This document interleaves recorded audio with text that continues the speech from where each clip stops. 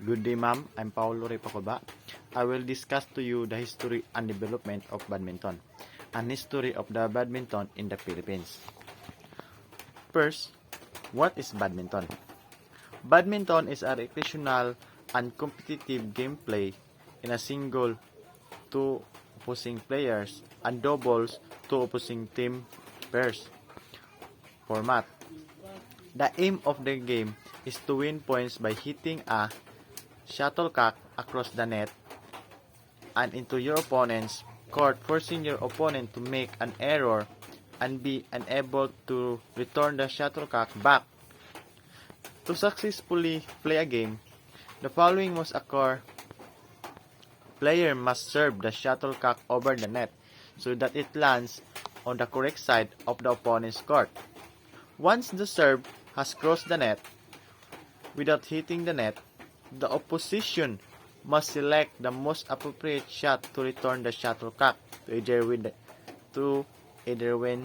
the point or gain a tactical advantage.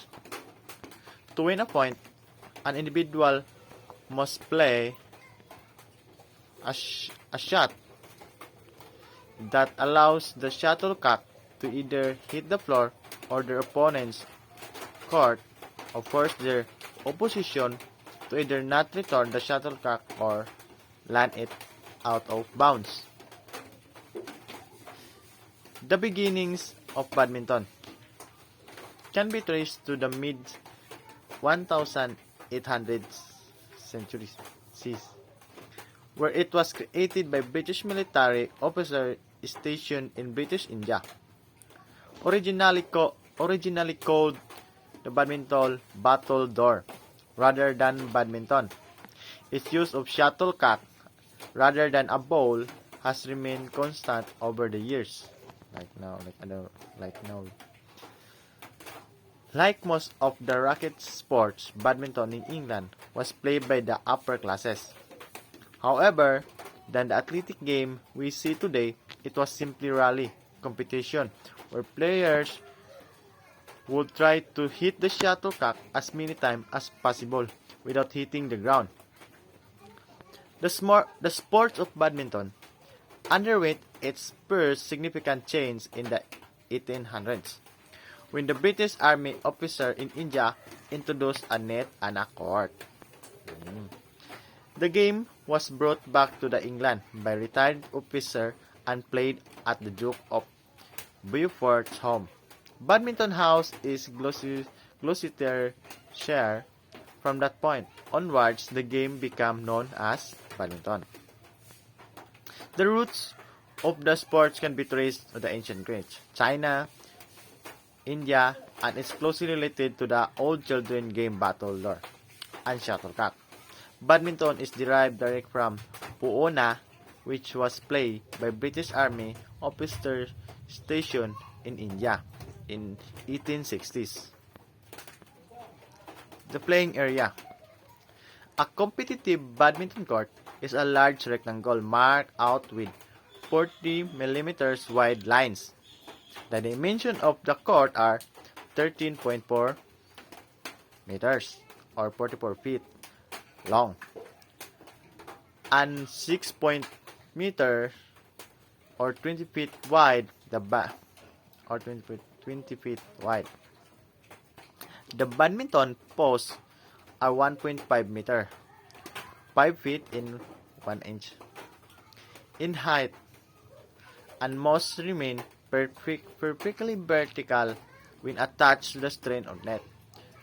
Siyempre, tulid yun kay para dili kusya ang net.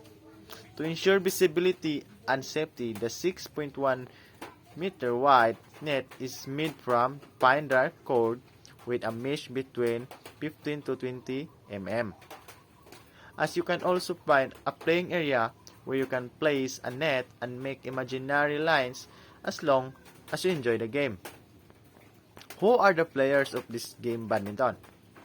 A badminton match can have either 2 or more players on the court at a given time. Competitive badminton games have 5 different types of matches events. There are men's single, women's single, men's double, women's double, mixed double. Each team is made up of a man and a woman. Rules. A match consists of the best of 3 games of 21 points. The player per winning a rally adds a points to its score. A badminton match can be played by 2 opposing players, single, or 4 opposing players, or double.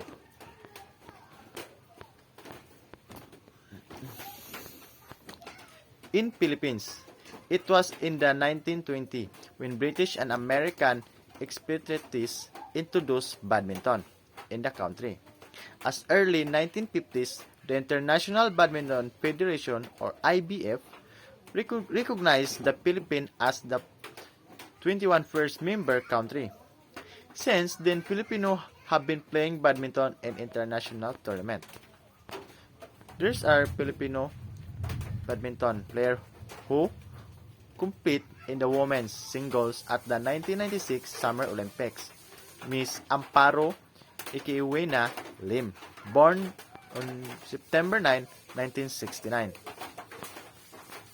Badminton has agained popularity among Filipinos who have started playing the sport as a hobby, courtesy of the Philippine Badminton Association. Manila, Philippines. Most Filipinos think they know enough of badminton, at least enough to play the game, when in fact, this is just the tip of